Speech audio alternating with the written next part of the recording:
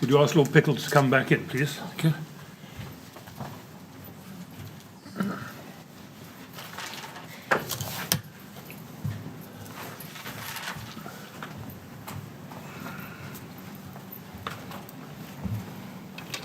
Good afternoon. Good afternoon. Lord Pickles is ready to carry on, I hope. Yeah, absolutely. Thank you very much. Yes, Mr. Millett? Yes, Mr. Chairman. Lacknell House, Okay. the inquest. When it was happening, did you receive any briefing about the evidence that was given in it? Before the letter? Before the letter? No. Right. So, did you know about it? Did you know that the inquest was happening before the letter? Only by reading newspapers. Oh, I see. So you never got any briefing from anybody in your office or any senior official while it was happening? Only to say that when it was concluded, we would be getting a letter, but no details. Sorry, just so I can answer that question. When you say only to say when it was concluded, we'd be getting a letter, did somebody tell you that you would be getting a letter after the end of the inquest, before it had finished? Let me rephrase the question, because I think this may have confused you. Okay. Were you told that you would be getting a letter from the coroner before the inquest was ended? I think I was told that I probably would get a letter. Right. And you were told that, were you, even before the evidence was finished? I think I was told that even before it started. Right, right. But it wasn't a formal submission. It wasn't saying we think it was going to happen because of, A, B, C, D. It was just, we're likely to get one. Right. And who told you that? Bob, I think I beg your pardon, I think the permanent secretary. But it wasn't a formal thing telling me. It was it's just likely to happen. No, I understand. Now, did you yourself take any steps to find out, or ask your officials to find out and report back to you, any of the details of what had happened at the Lacknell House fire? I waited for the letter to come. I was aware, because I'd obviously talked to Ken Knight about the fire, and I was aware of it as a news item. After the conclusion of the inquest, you got the letter, as you refer to it, the Rule 43 letter. Let's look at your statement about that. Page 13, paragraph 45. Okay. Now, this actually takes you before that, and you say here, as I've stated above, prior to the coroner's Rule 43 letter, and indeed before the inquest itself, the department had already commenced addressing the issues understood to have arisen from the Lacknell House fire. What work had the department carried out to address the problems thus far identified that had arisen at the Lacknell House fire? The Ken Knight review and the commissioning of the research. But as to the details of that, that's as much as I knew. And did you think that work was going to address the issues which arose during the inquest and which were the subject of recommendations by the coroner, or was it reactive to the Ken Knight review report we saw dated 30th of July 2009? The latter. The latter, I see. Had anybody explained to you the reasons why the fire proved to be so fatal?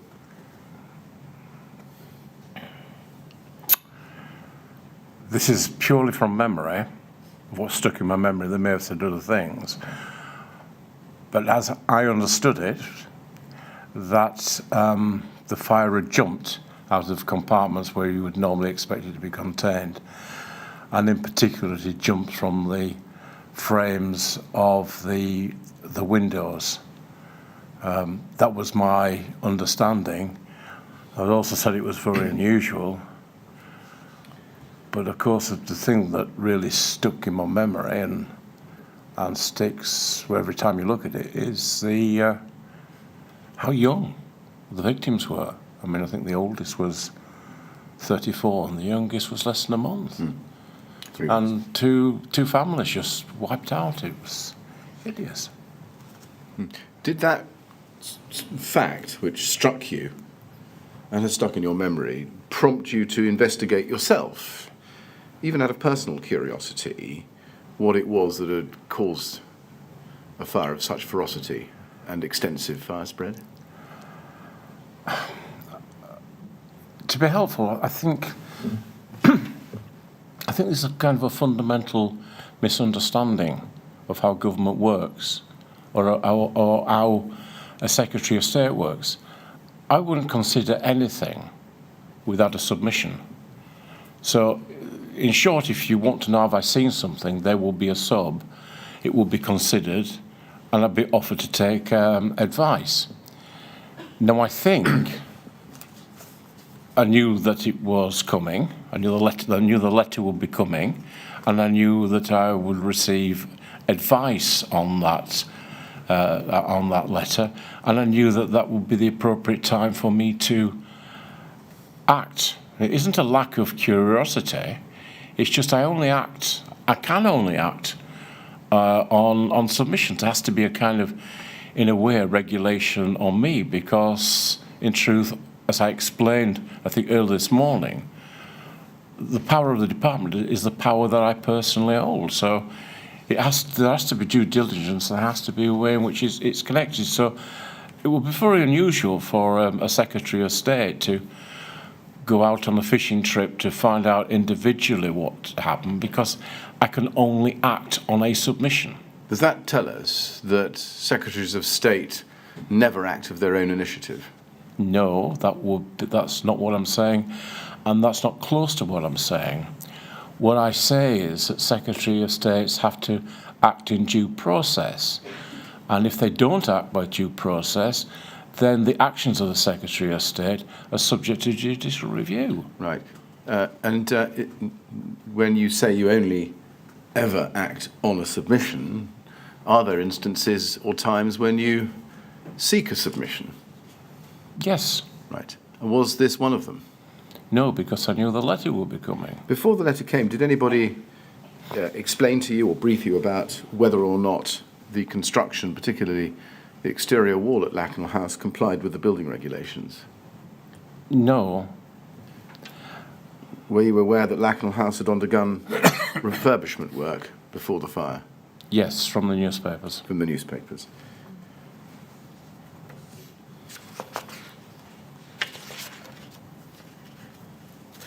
Now, let's look at the Rule 43 letter. Okay. CLG 401870. We can see that it's dated the 28th of March 2013, Yeah. addressed to you Yep. as Secretary of State. Now, first, do you remember reading it at the time? Of course. Yes.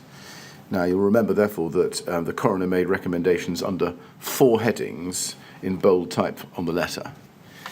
And if we go to page 2, you can see under the heading Fire Risk Assessments Pursuant to Regulatory Reform, Order 2005. Yes? Fire Safety Order 2005. And I'll read it to you. It says, the evidence adduced indicated that notwithstanding publication of your department's 2006 guide, Fire Safety Risk, Sleeping Accommodation, and of the Local Government Association's August 2011 guide, there remains uncertainty about the scope of inspection for fire risk assessment purposes, which should be undertaken in high-rise residential buildings. Evidence was adduced which indicated that inspection of the interior of flats or maisonettes in high-rise buildings was necessary to enable an assessor to identify possible breaches of the compartment which have the potential to impact on the fire safety of the resident or others. It is recommended that the government provide clear guidance on, and then there are 3 bullet points at the foot of your screen. The first bullet point, the definition of common parts of buildings containing multiple domestic premises. Second bullet point, inspection of a maisonette or flat which has been modified internally to determine whether compartmentation has been breached. Third bullet point, inspection of sample flats or maisonettes to identify possible breaches of the compartment. Now, just pausing there, Lord Pickles, do you agree that it's clear from that letter that the coroner was concerned that notwithstanding publication of the 2006 Sleeping Accommodation Guide and the 2011 LGA guidance, there remained, quote, uncertainty about the scope of inspection for fire risk assessors in high-rise residential buildings? Yes. Yes. Were you aware at the time, March 2013, that that very issue had been raised before by Ron Dobson, the then London Fire Commissioner, in a letter to Brandon Lewis on the 11th of December 2012, shortly before the inquest started? No. Now, we don't need to go to your statement, but in it at paragraph 59, page 18, you say that Louise Upton sent you a submission dated the 13th of May 2013, providing a suggested response to the coroner on this point. Yes. Yes. Let's go to that. CLG 402889. Let's see the first page first of all. There it is, from Louise Upton, cleared by Dawn Eastmead, to you, 13th of May. Lacknell House, DCLG response to the Coroner's Rule 43 recommendations. And if you look at the recommendation, that you agree to respond as proposed at Annex B. At paragraph 8 on page 2, if you go to that, please, it says this. The LGA plan to undertake a quick review with the housing sector to ensure this guidance adequately addresses the issues the coroner has raised. DCLG officials have offered to assist the LGA where appropriate. As part of this process, we will consider whether it may be helpful to define the term common parts, which is used extensively in the guidance to describe those areas which fall within the scope of the fire safety order, but which, in terms of these regulations, relate only to those areas which constitute a workplace or which provide access to or from one. Now, again pausing there, was it your understanding at the time, reading this document, reading that paragraph, that a review of the LGA was to be undertaken by reference to whether the term common parts required definition? Yes, but I think, I can't remember whether it's this submission or a later one, there was a separate appendix that talked about the issue of common parts, which related to the 2004 Housing Act and its relationship to the EU directive, which I think said that, let's make it right. I think said that the directive didn't apply to areas that were residential, and that the 2004 Act actually gave an ability to be able to look at the whole building, but it was one of the issues that I wanted to see resolved.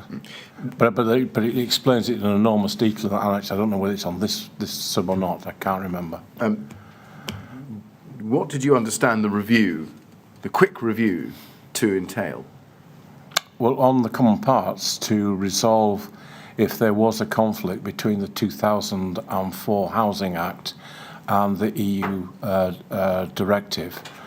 I mean, the important thing that I wanted to ensure, and I think the coroner wanted to ensure, that there should be no impediment to that process, and that when people were making assessments with regard to the common part, to which I take things like hallways and exterior doors and lobbies, that there would be a consistency of approach. That was my understanding, but maybe after all this period of time I've got that wrong. Did that review take place? I believe so. What was the outcome? Do you remember? That would have been reported to the appropriate minister. Did you ever see it? I can't be certain, but I saw a reference to it in the papers. Would you not want to see the outcome of a review promised, or the subject of advice that you promise to the coroner? I would want to know the outcome of a review if it was delivered less than what the coroner wanted. I'd only become involved if the process within the department wasn't being followed through properly. Now, you respond to the coroner by letter of the 20th of May. Let's look at that. Okay. HOM 304677. And I'll read the relevant part of this to you on this issue, the LGA.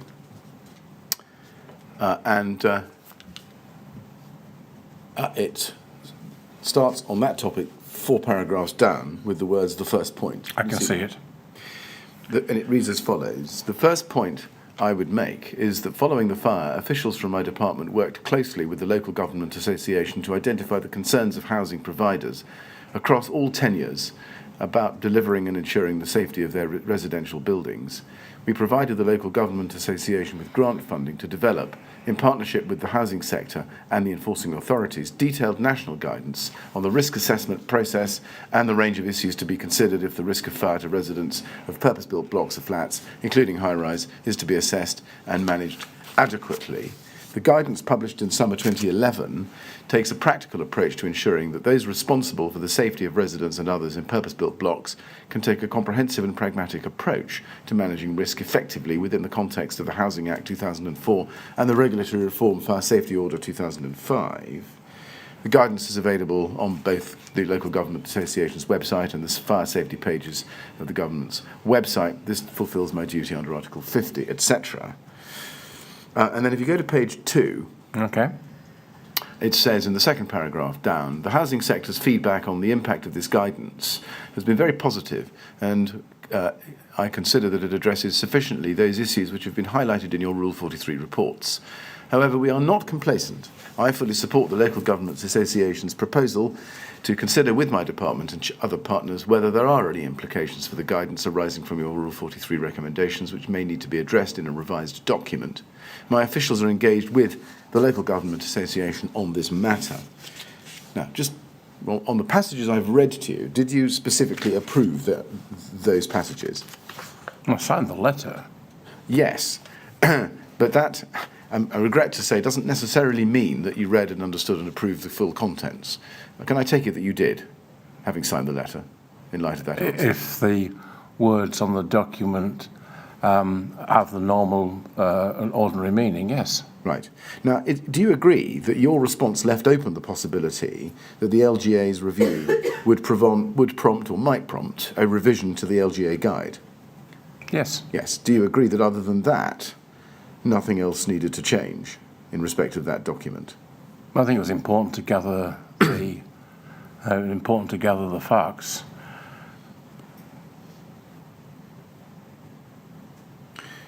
Now, the coroner, as you know, had raised expressed concerns, as I've shown you, that notwithstanding the existence of the LGA guide, the matters she'd raised needed to be addressed, not least clarification of common parts, yes? Yes, Yes. And that's why officials said that they would discuss with the LGA and other relevant bodies through the LGA to address that question. But how could it be left simply to a revision of the LGA, which is, after all, guidance, albeit Section 50 guidance, to redefine something in the fire safety order? I think, unless I've misunderstood, I think the coroner asked for clarification. If it would be necessary to move on to that, then the LGA would have made a recommendation. Did you take steps to ascertain the outcome of the review of the LGA guide that had been promised? That would be a matter that would come to the Fire Minister and not to me. And if I did consider it, it would be a matter of record because a sub would have come up to it. After sending this letter, did you yourself take any steps to determine whether the issues raised had in fact been addressed, as promised? If I did, that would be part of a sub, and I would have taken advice on it. So does that tell us that if it's in the documents, yes, and if it's not in the documents, no? I don't understand that statement. Well, I've asked you whether you took any steps to determine whether the issues raised had been addressed or not, and you said, if I did, that would be part of a sub, and you would have taken advice on it. Can we take it from that answer that if the answer to my question was yes, you did take steps, that would be documented, and if you didn't, and if it wasn't documented, that tells us that you didn't take steps? If I did take steps, it would have been subject to a sub. It's more than probable that it went to the Fire Minister, and I would only have been involved if there was something that the private office felt I should be involved with on this. Right. So, was your general approach then that, having signed this letter and sent it off, unless a submission came up to you about anything in relation to what you had promised, that wasn't going to be delivered. Yes, that's right. Well, I'm sorry. I think I apologise, but I think I interrupted your question, and that was. You did. I'm just seeking to work out how this worked. Are we right in thinking that having signed off this letter and sent it out, unless a submission came back to you about it or about further steps to be taken by you or your department on it, you wouldn't have anything further to do with what you had promised? I would only be contacted by officials via a sub if we weren't going to deliver what I promised. Now, let's look at the penultimate paragraph on page 2, please. Okay. If we can scroll down to that. It starts with the word finally. And it says, finally, in relation to building regulations, I have noted your concerns about the difficulties that some of those involved in the inquests had with the interpretation of approved document B. I can assure you that my department is committed to a programme of simplification. However, the design of fire protection in buildings is a complex subject and should remain to some extent in the realm of professionals. And I'm going to come back to that paragraph in due course. So I just want you to know it's there. Just above it, there's a paragraph about sprinklers, which starts, you've suggested that my department encourages providers of housing in high-rise multi-occupied residential buildings to consider retrofitting of sprinklers. And then it goes on, my officials have recently written to all social housing providers about this, following the Rule 43 recommendation from the Coroner of the recent inquest into the firefighter deaths, which occurred at Shirley Towers in Southampton in April 2010, and I attach a copy of that letter for information. Now, just on that paragraph, does that mean that you didn't, or your officials didn't write again, whether to social housing providers or anybody else, in response to the Lacknell Coroner's recommendation? That's correct, and that's what it says in the letter. Why is that? Because they've written relatively recently about the same problem. Now, was it not worth writing again to say, here's another coroner asking about sprinklers, which would give weight and heft to the problem, so that social housing providers might know that actually sprinklers were an important matter to consider? Well, we certainly did want landlords to make a decision with regard to whether sprinklers would be appropriate or not. Now, that is true, and you make a reasonable point. I don't know why I didn't think it was appropriate, but when I got the letter, it seemed a reasonable way of going about things. I think I'd had such a long discussion about the efficacy of retrofitting sprinklers to buildings that had been predominant in my mind. When you say the efficacy, you mean the lack of efficacy? No, I don't. I mean exactly what I said. Well, if that's okay, so I'll clarify. I mean, in terms of putting sprinklers in, I was told it was not as straightforward as being suggested. That in some buildings, because of the nature, it would affect the compartmentalisation of the building. It would, in many ways, perhaps break through that compartmentation. It also said there were a number of older buildings that were subject to asbestos, and it would disturb that. And it was much better to be done on a building-by-building process, and that seemed to me to be extraordinarily sensible. Yes, and that's basically what the earlier letter suggested. And that it was that was predominant in your mind? Yes. Yes. And who told you? Who told you that? Who did you have these conversations with? Well, the chief fire officer, because I wanted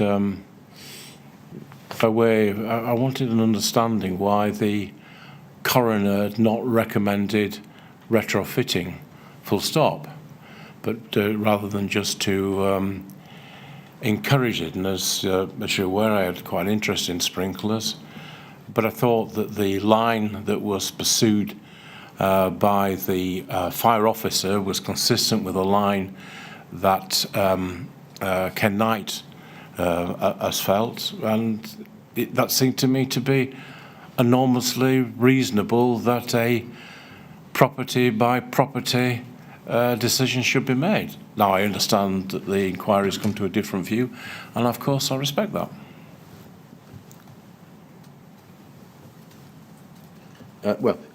Now, you refer there to the Chief Fire Officer, and we know Ken Knight was in post as such until 2013, I think. I can't remember exactly when. But do you mean Ken Knight in your answer?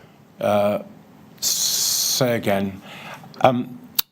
Do you mean Ken Knight in your answer? I think what I said was that the existing, that it was certainly, it was the view of Ken. It was also the view of his successor. This was a consistent view. Right.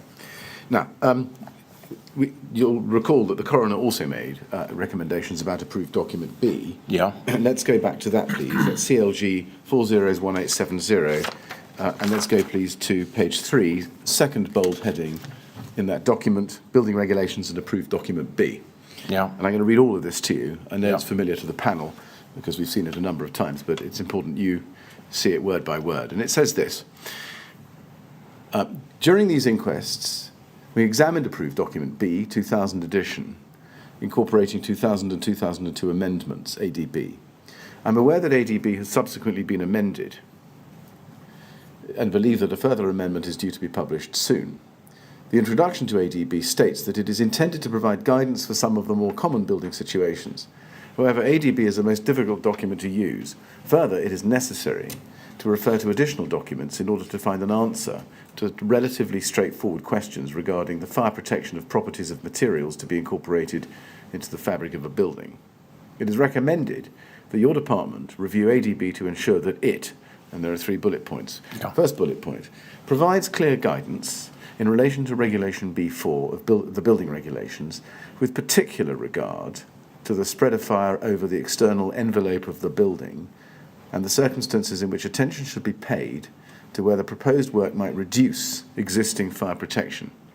Second bullet point is expressed in words and adopts a format which are intelligible to the wide range of people and bodies engaged in construction, maintenance and refurbishment of buildings, and not just to professionals who may already have a deep knowledge of building regulations and building control matters. Third bullet point provides guidance which is of assistance to those involved in maintenance or refurbishment of older housing stock, and not only to those engaged in design and construction of new buildings. Now, first, when the coroner says that she understands that a further amendment to ADB was to be published soon, what did you understand her to be referring to? The revision of approved document B. And those were the revisions, were they, that were projected for April 2013 at the time, were they? That I couldn't answer. That I don't know. Right. Did you ask? I didn't realise there was a conflict. Was I thought that they were a reference to. I mean, I've consistently said that I thought that B was going to be reviewed at the end of 2015, and hence a promise for it something to come out in the financial year 16-17. Well, what did you understand when you received this letter that the further amendment due to be published soon was? I thought that was a reference to the revision that would take place of approved document B, which was lined up by officials for the end of 2015. The end of 2015? Yes. What was that? That was the revision that would take place for approved document B, which was due to be considered at the end of 2015 and published in 2016, 2017, and related to the research that had been commissioned earlier and was due to report in 2015. Is that clear? Well, was it clear to you at the time? That was my assumption. Did somebody tell you that, or is it just an assumption? Somebody could well have told me that. But I've no clear recollection of that. Right. Just so that I'm clear, since you asked me the question, let me see if I can understand the facts at the time. Did you think that the further amendment, due to be published soon, was an amendment of approved document B, based on the research to be published, as it was in the end in February 2015, based on the matters identified by the Chief Fire and Rescue Advisor, Sir Ken Knight, in his July 2009 report? Yes, I thought that would be right. An important consideration to be taken when it was revised. I mean, that was one of the reasons why it was delayed. I was told that there wasn't capacity within the department to do it earlier, and it was a very complicated thing to do. But I was also, as you will see from the submission, I was also told that actually that there wasn't a great deal of confusion about this, that the expert witness had confused the coroner, and I was told that Mr. Martin had to take the stand in order to try and clarify things. But nevertheless, as I said earlier, I looked at it, I couldn't make head nor tail of what it was, and I felt that the coroner's desire to have a clearer document, which was in line with government policy of having things in plain English, seemed to me to be eminently sensible. Now, Lord Pickles, we've strayed quite a long way from the question. I'm sorry. The question. Then rephrase the question, please. Well, I'll ask the question again. I'll do that. Okay. The words in the third line, I believe that a further amendment is due to be published soon.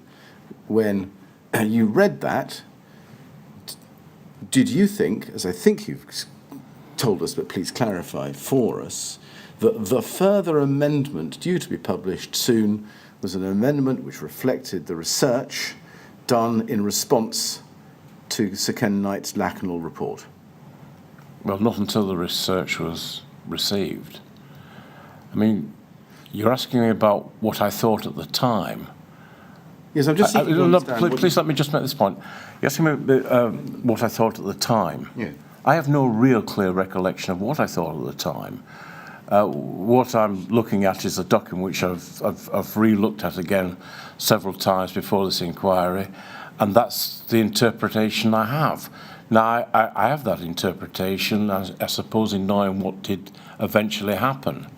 So I don't really know what was in my mind at that time. So if I am in any way misdirecting you, it's entirely unintentional. All right. Now, moving down then to the middle of that paragraph where the coroner says this, however, ADB is a most difficult document to use. Was that the first time when you read that you had heard the guidance being criticised?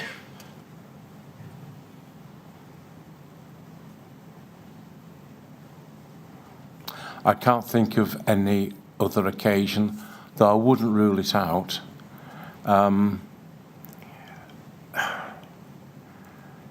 In seeing the preparation, you'll see that the suggestion that the coroner might have inadvertently been confused by the expert witness was something that was repeated in at least two subs that I saw, one from Mr. Martin and the other from Miss Upton. And I think, though I can't be sure, that certainly affected my judgment in terms of the importance of doing this. Just exploring that a little bit Okay. more. Is it your evidence that when you read the words ADB is the most difficult document to use, you treated that with some perhaps scepticism, given that you were also being told by your officials that the process of cross-examination at the inquest had confused matters? I think yes, but I think in a respectful way, I wasn't going to dismiss the coroner's views, but nevertheless, it was very much at the forefront of the mind. I mean, I was said that I shouldn't worry. There wasn't any real issue of terms of safety. People know these kind of things, and we will sort this out. Because I did press quite hard back as to whether or not we could accelerate the process rather than waiting for it in 2016, perhaps do it a little earlier. I pressed the permanent secretary, Sir Bob, very hard on that, but his view was that it wasn't appropriate, and that the team had these reservations, but the job will be done. And Sir Bob was someone who I respect and still remain respect as a very competent officer. I wouldn't have been able to achieve half the things that was achieved without Sir Bob. I'm referring to the clarity of approved document B, Okay. which was the Building Regulations Division's responsibility, wasn't it? It was. Yes. So did you make any inquiries with, or through your secretaries, of members of the department as to whether the view that approved document B is a most difficult document to use was one shared in the industry? Yes, I asked Sir Bob about that, and his response was that the team thinks that while you have to sit with lots of things on your knee, for those who know what they're doing, there wasn't really a problem, but it will be sorted out when we did a larger piece of a complete rewriting of approved document B. Right. Now, let's look at the first bullet point then. Okay. Provides clear guidance in relation to Regulation B4 of the Building Regulations, with particular regard to the spread of fire over the external envelope of the building and the circumstances in which attention should be paid to whether the proposed work might reduce existing fire protection. Did you accept or did you reject that proposal? Accepted that proposal. You're sure about that? Oh, I'm certain about that. Are you sure? If I hadn't accepted that, that it would have been in my letter. If I'm silent about it, I accepted it. Right. And were you confident? Forgive me, why wouldn't you look at that? Well, that is a rhetorical question that is not for me to answer, Lord Pickles. Well, it was a rhetorical question, and I wasn't directing it at you, but it would seem illogical not to. But it leads to an actual question. Okay. Were you confident in your mind at the time that your officials understood that you were accepting that recommendation in full? Yes. What gave you that confidence? Because I asked the permanent secretary, have we done everything that the coroner wants us to do? And his reply was, yes, we are. And that's a reassurance I received throughout. And I was also further reassured that the coroner didn't challenge that part of the letter or say, just a minute, I'll be looking at external. I think she accepted that. And there was no suggestion from members of Parliament that this was anything other than accepted that. This landed, as we sometimes call it, without controversy, and there was general consensus that what was done was reasonable. What knowledge did you have at the time you received this letter of the dangers of external fire spread on high-rise buildings?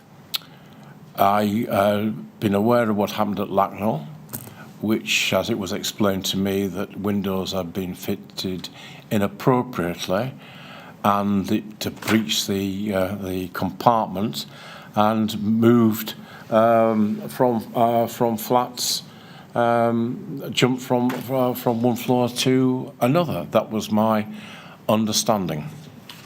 Did you ask your officials whether the external fire spread that you've just described it, the jumping from one floor to another, was an experience replicated anywhere else in the UK or overseas?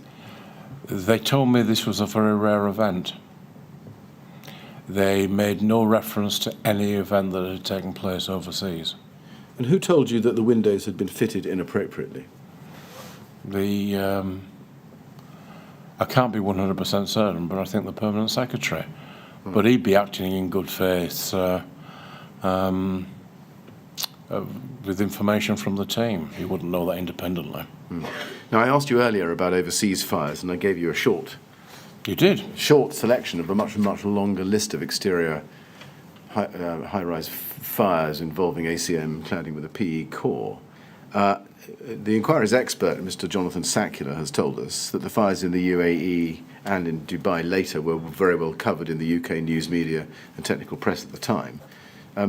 Did you put the Lacknell House fire together in your mind with those fires? No. Were those fires ever brought to your attention at all by any official or any secretary? No.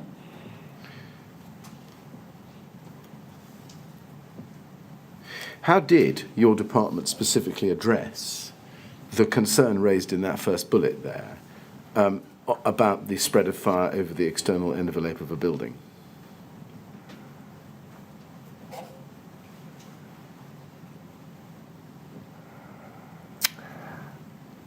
I thought we'd commissioned a series of work to deal with that. What was that? Well, because I'd accepted the coroner's recommendation, I expected that the department would start that process. I mean, I got the impression that they were quite worried about it, even though they showed me it was quite a rare event. What gave you the impression that they were quite worried about it? They said they were quite worried it was a serious thing. I mean, how can it not be a serious thing when two families and an individual are wiped out? Indeed so. But was your official concern something that arose, as you understood it, from a particularly nasty case of non-compliance, or a concern that these fatalities had occurred despite compliance? No, the former. The former. Were you clear about that in your own mind at the time? Yes. What had led you to believe that the fatalities at Lacknell House were as a result of non-compliance? I was told that the windows were not installed according to building regulations.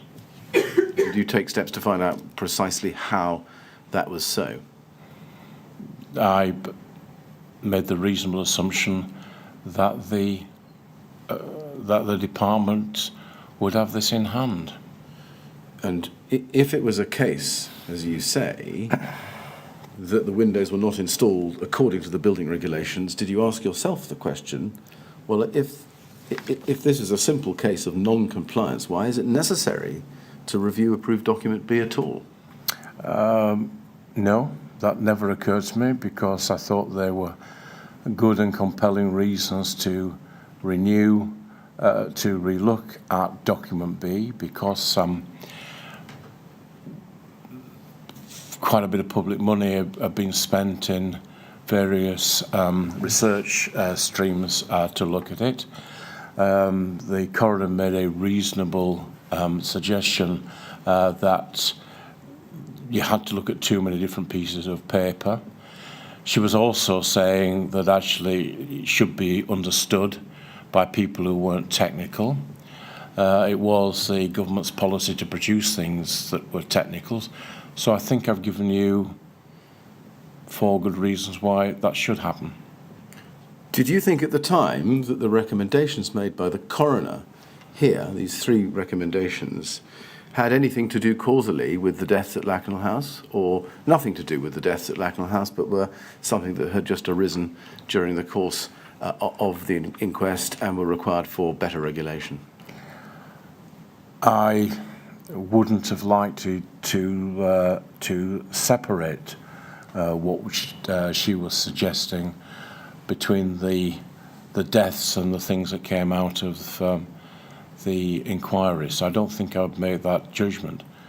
I thought she made some very sensible and proportionate suggestions. Did you think her recommendations were causally connected with the deaths, or something that had just occurred to her as better regulation? As I said earlier, I don't think I would have the capability to be able to dissect them. The chain of causation in some of these can be quite long, and they seem to be quite reasonable things to do. I mean, for a clear example, it was clear that the refurbishments may have contributed, so I thought that providing guidance which is of assistance to those involved in the maintenance or refurbishment of older housing stock, and not only those engaged in design and construction, seemed to me to be an eminently sensible thing to do. And again, did your department specifically address the concerns raised in respect of attention being paid to the proposed work reducing existing fire protection by accepting the recommendation? I accepted the recommendation, yes. Now, let's look at the second bullet point, please. It's a recommendation that ADB is expressed in words and adopts a format which are intelligible to the wide range of people and bodies engaged in construction, maintenance and refurbishment of buildings, and not just to professionals who may already have a depth of knowledge of building regulations and building control matters. Did you accept or reject that recommendation? Yes, it was easy to accept that recommendation, as it was in line with existing government policy, which was to try and produce as many documents in plain and understandable English. We had completed a similar exercise with regard to the national planning framework, and I would be sympathetic to that. What work did you or those in your department undertake to address that recommendation? That recommendation would be picked up in the general amendment to document B when the department did it, and as I think said to you quite a number of times, that was scheduled to report in 2016, 2017. We're going to come back to that date in a moment. That's good. Yeah, well, we'll see. But did any minister or any official in the department ever tell you, either in writing or in discussion, that the version of approved document B that the coroner had been concerned with was the 2000 version, amended in 2002, and that further amendments made in 2006 had remedied the problems which had revealed themselves at the fire? No, but I expect they would have told me if the amendments in 2006 hadn't remedied the problems.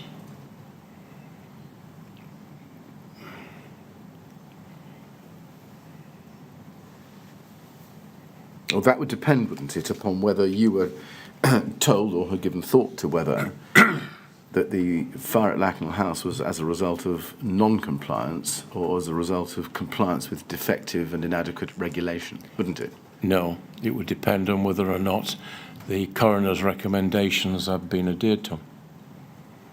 That will be the test in terms of whether or not a sub would have come up. I generally was only contacted when things went wrong, not when things were going according to plan. Yes, indeed. And what I'm seeking really to get to the bottom of is whether you understood that any problems in the regulations which might have existed in 2000 or 2002 had been cured in 2006, such that Lakanal couldn't happen now. Was that something you were told or led to believe? No, I think that would be an enormous jump to say just by changing those regulations that Lakanal would have been impossible. I'm not entirely sure I ever believed anybody that said that.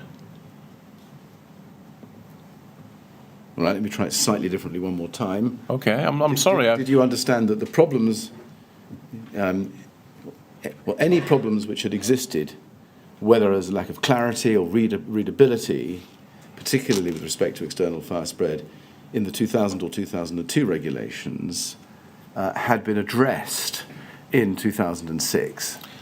I wouldn't have expected the readability to be addressed in 2006. I would have expected the readability to be addressed in the more fundamental rewrite that officials promised me for the beginning of 2016, 2017. I'm so sorry, Lord Pickles, to do this to you. One No, more go. I really don't mind. One more You've go, been very if I may. courteous. Were you No, led not to at all. believe at any time that the regulatory regime which had governed the refurbishment of Lakanal House had been improved in any relevant way, relevant to the causes of the fire there in 2009?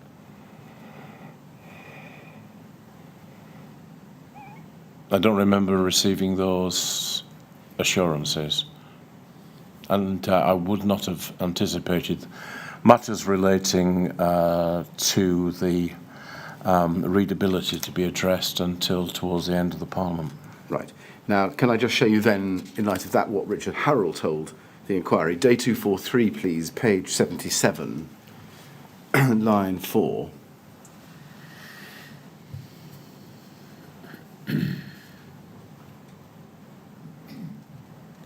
And this is a question from me asking him about the coroner's recommendations. And at line 4, you can see I put the first bullet to him, and I read it out down to line 13. Okay. Can you see that?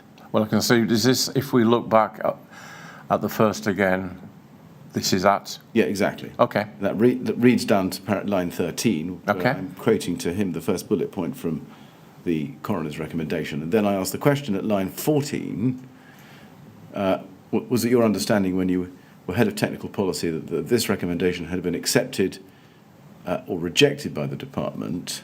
What I understood was that the department's position was that the amendments to ADB 2006 had addressed this recommendation. Now, leaving aside whether that's an answer to the question or not, was it your understanding, as he says it was his understanding, that the 2006 version of approved document B had addressed some of the coroner's concerns?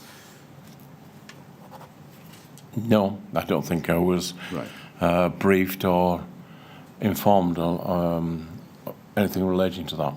Right. And the information I've got, I can't make a quantitative judge as to whether that's the position or not. What was your understanding at the time of whether or not the recommendation made by the coroner involved technical changes to approved document B, as opposed to simplification? Well, she was wanting us to look at the spread of fire in the exterior of the building. That might have involved some changes. I don't know. I don't have the technical expertise, but I would have expected officials to look at that. She expressed a view with regard to the alteration of older buildings, maintenance of older buildings. I don't know whether that would have involved. So I think the short answer to is No, I don't think I would have been persuaded. I think I was expecting all those things to be picked up in due course. And I would have thought it would have been more than just simply readability. Right. If the readability, I don't think we'd be sat here now.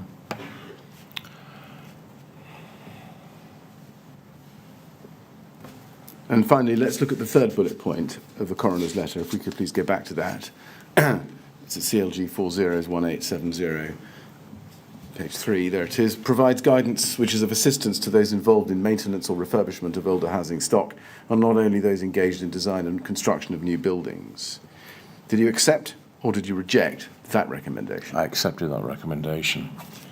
And what work did your department undertake to address that recommendation? For the reasons I've given before, that is not something that would be considered at my level. I'd only be consulted if we weren't fulfilling what the coroner was told. On the various occasions when I asked whether or not things were going okay, I always received positive reassurances from the permanent secretary, who had asked to take an interest in the coroner's letter. Now, I think you were aware, and tell me if you weren't, that at the time there were a large number of high-rise buildings, particularly in London, which required refurbishment in order to bring them in line with Part L of the building regulations, which is thermal performance. Did you know that? Yes, I could see that. I occasionally drive in on the A13 and you could see that happening. Yes. And if you look at the third bullet point, which is guidance in relation to refurbishment of older housing stock, did your department ever provide that guidance? I'm sorry, I hope you don't think I'm being rude. It's the same answer previously. That wouldn't be considered at my level. It would only be considered at my level if the guidance wasn't provided, if the Director General and the private office felt I should be informed that there was a problem going on, and I received no indication that there was a problem. Well, the reason I ask, Lord Pickles, is, and we'll see it when we come to it, is that your letter in response of the 20th of May 2013 made no reference at all to this third bullet point piece of recommendation. That's why I asked the question. I understand, but I was quite specific about those areas where I was in disagreement, and that related to the information box. If the letter is silent, then the letter accepts the recommendation. I think to have rejected the coroner's recommendations by a sleight of hand or by silence would not be an honourable thing to do. Very well. Let's then turn to the submissions you did see. First, please, CLG 401871. And I say you did see, that is actually a question. This is to Don Foster, right? This is, it is. It's from Brian Martin to Don Foster, 11th of April 2013, to Secretaries to all Ministers, PS, Permanent Secretary. See list at end. Is this a submission that you would have seen?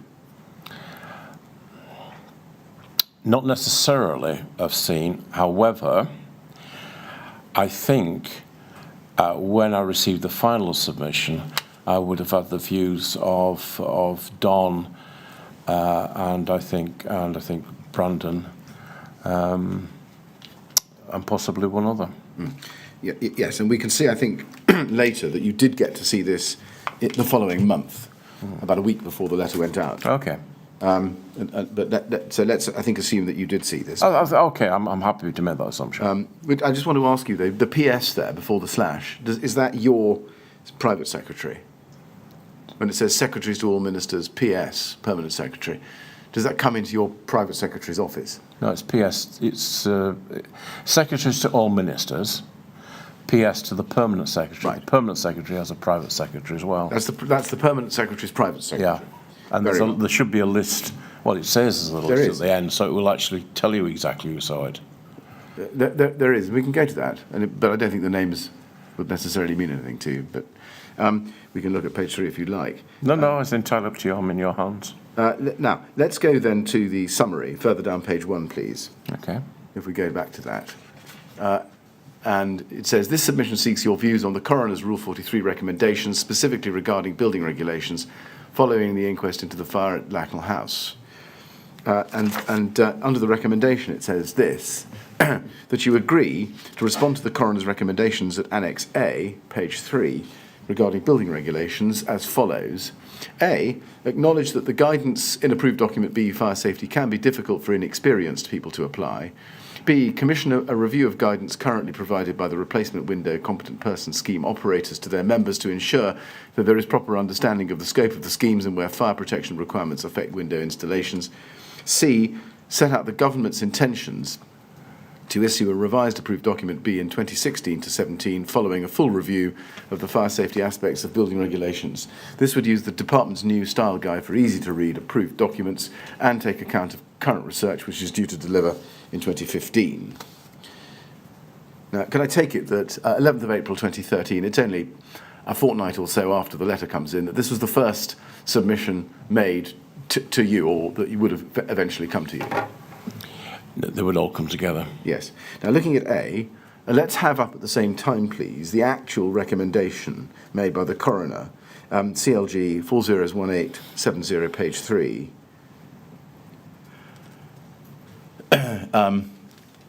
So we've got the recommendation on the right-hand side of your screen, Lord Pickles, and on the left-hand side we've got the recommendation made in the submission. You can see that the coroner specifically says that ADB was a very difficult document to use, and she asks that it be made intelligible to the wide range of people and bodies engaged in construction, maintenance and refurbishment of buildings, and not just to professionals. But if you look to the left of your screen, you can see that you're being advised to respond to the recommendations, acknowledging that the guidance in approved document B, fire safety, can be difficult for inexperienced people to apply. My first question is, when you got, as you eventually did, this submission, did you compare the advice you were being given by your officials about how to respond to the recommendation with the recommendation itself? Yes, and I would have looked at C, and I would have thought that that recommendation was picked up in that. Did you note that the coroner didn't say that it's difficult for inexperienced people to apply, but that it was most difficult without qualification? Yes. And hence made the recommendation that it was intelligible to the wide range of people and bodies engaged in construction. And that's compatible with the government's policy of making things easy to read.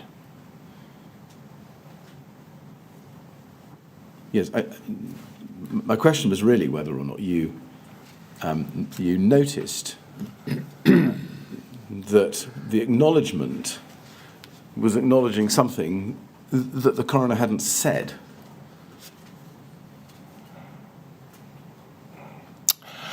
I'm not entirely sure. I would have thought that was terribly important. What I would have thought was important was B and C. And looking at B and C, it looks like, well, it certainly looks like two have been incorporated. So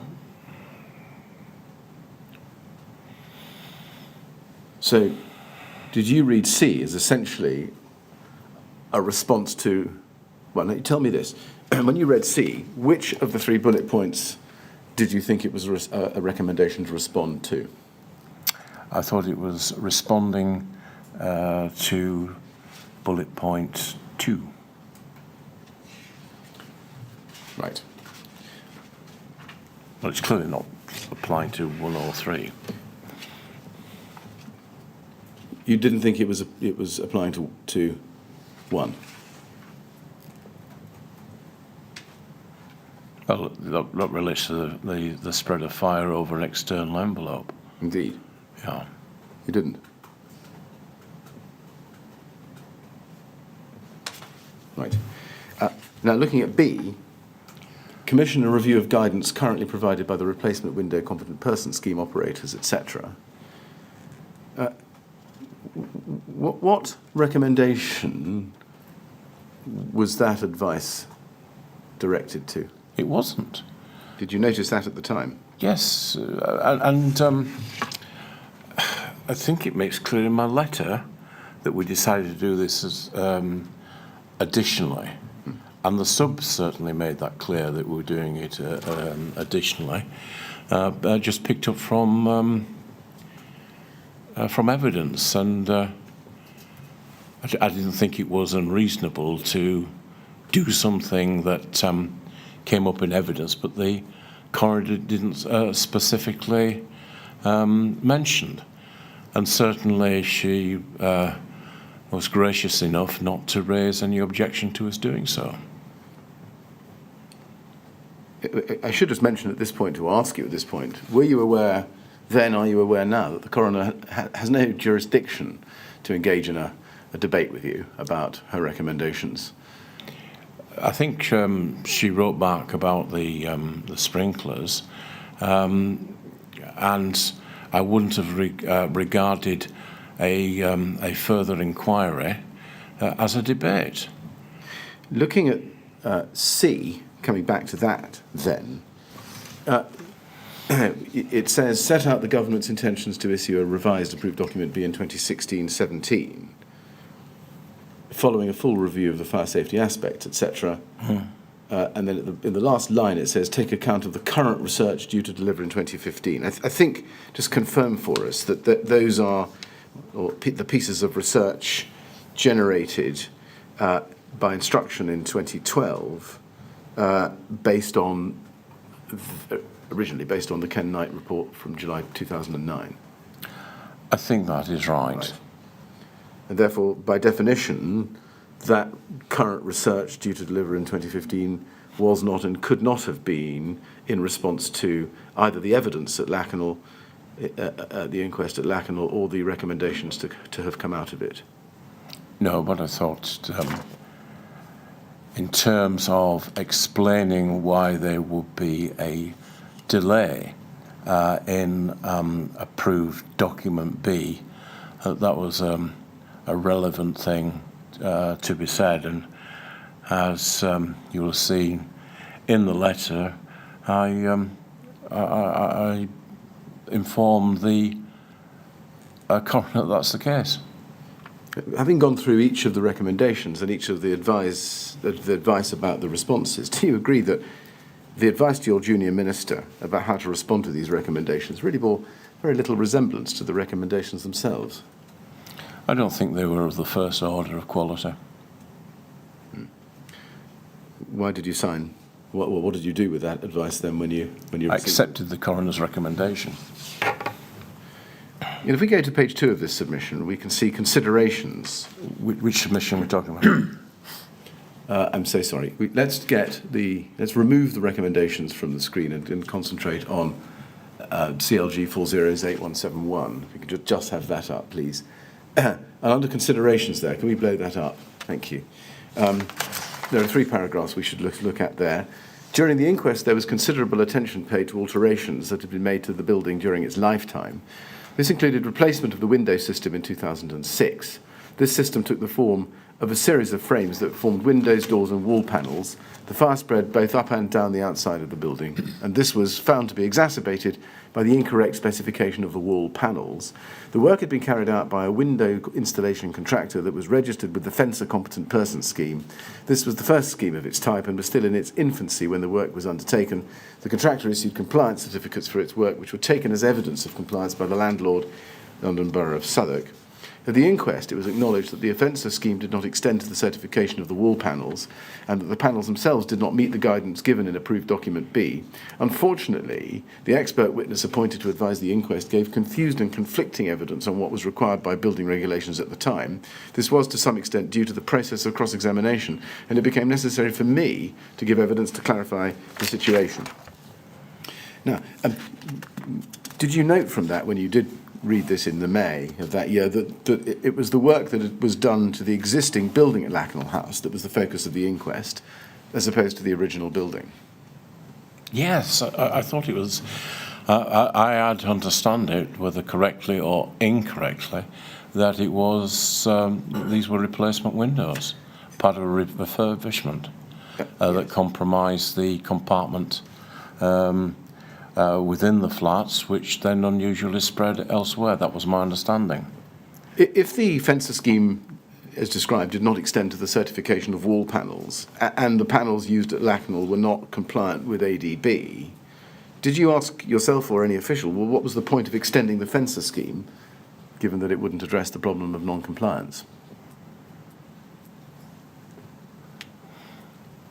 I don't think I received a sub to that effect, and I don't think I had the technical knowledge to have made that judgment. But I think you accept, as you've told us, just to be clear, that reviewing the fencer scheme didn't address the specific recommendations made by the coroner, as opposed to evidence perhaps which had emerged during the course of it. I mean that's pretty clear in the sub that this was something that came out of evidence, and it seemed reasonable.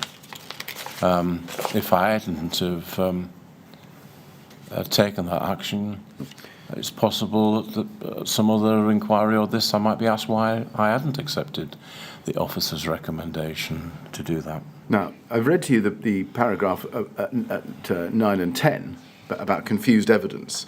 When you read that, were you concerned that the expert appointed to advise the inquest, Mr. David Walker, RACS, did not understand the building regulations, or at least had become confused by them? Yeah, it wasn't the former. The suggestion is the way in which the way in which the cross-examination had taken place.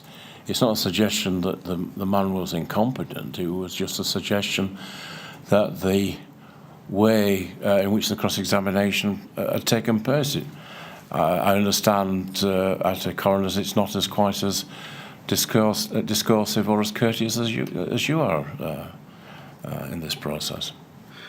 Were you aware of the evidence that Brian Martin gave to the inquest himself? No, other than he gave the evidence. Yes. Did you at any time meet Brian Martin or any other officials or junior ministers with knowledge of the approved documents to go through the evidence that Brian Martin gave? I don't believe I've ever met Mr. Martin. Right.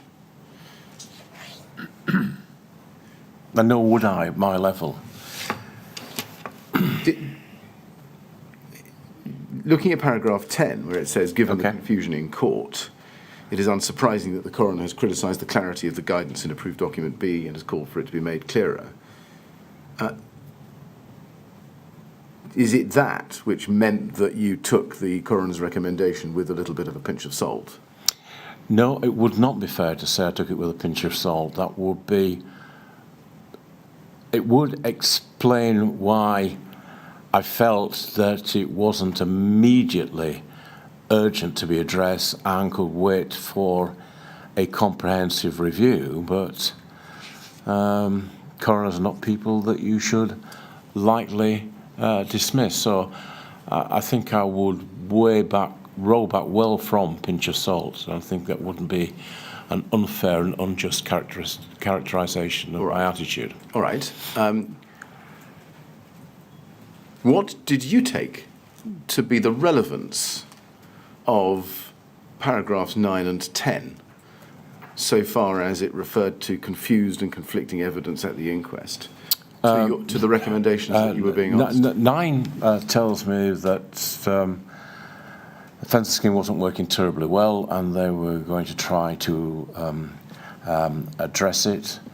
I've seen some subs you showed at the cross-examination or the examination of Stephen that did not have a happy conclusion.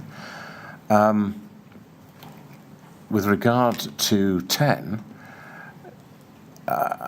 there was a small degree of reassurance that this might be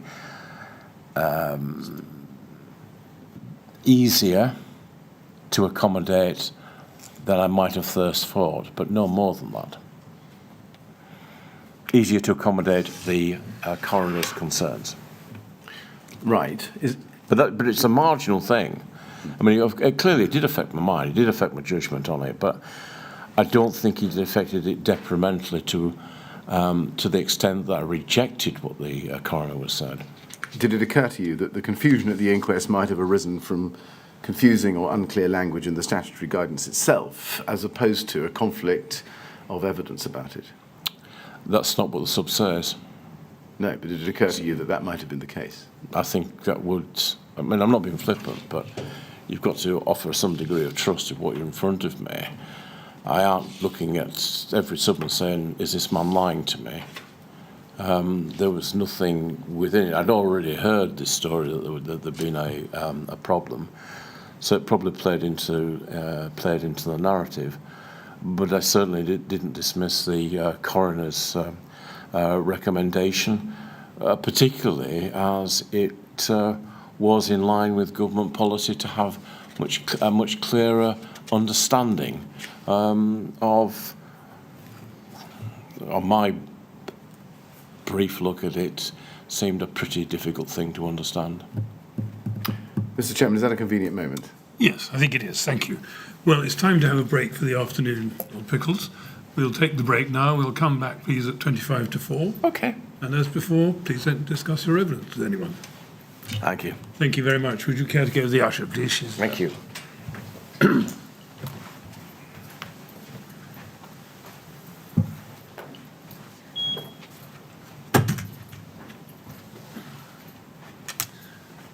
Thank you, Mr. Millett. 25 to 4, please. Thank you.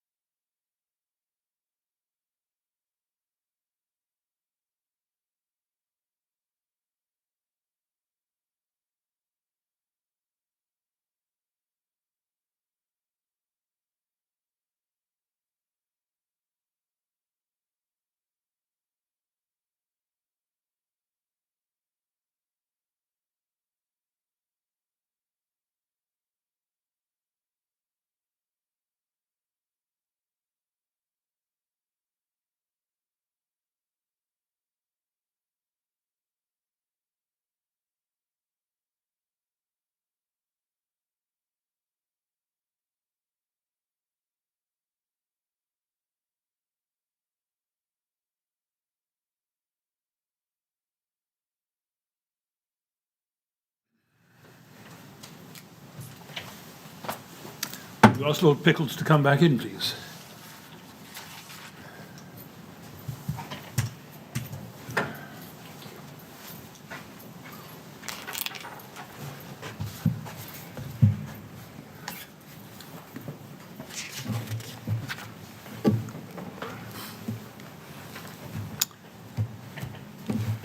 Right, ready to carry on, Lord Pickles? I am. Thank you very much. Thank you. Yes, Mr. Miller. Yes, Lord Pickles, can we please go to your witness statement, page 17, paragraph 56? And you say at paragraph 56, as to the submission dated 11th of April 2013 from Brian Martin, the essence of the advice was to the effect that a complete rewrite of approved document B would be a significant project and that it was therefore recommended that this be done as part of a fuller review. Ministers were informed that significant research had already been commissioned to feed into the future edition of the approved document and that this research work would not be completed until 2015. Now, we've seen the 11th of April 2013 submission from Brian Martin to Don Foster. It doesn't address anywhere external fire spread or work that might reduce existing fire protection as recommended by the coroner. Take it from me that that is the case because I haven't shown you the whole document. But my question is, why is that? Why did it omit anything on external fire spread or work that might reduce existing fire protection? What, in the sub? Yes. You mean? Yes, in the sub. I don't know. I wasn't the author of the sub. I've no idea why he left it out. I'm pretty certain it wouldn't be by any sleight of hand that he didn't think it was important to do, particularly as I accepted the coroner's recommendation. Well, did you notice that the sub did not address something that the coroner had specifically recommended, namely that attention be directed to external fire spread? But the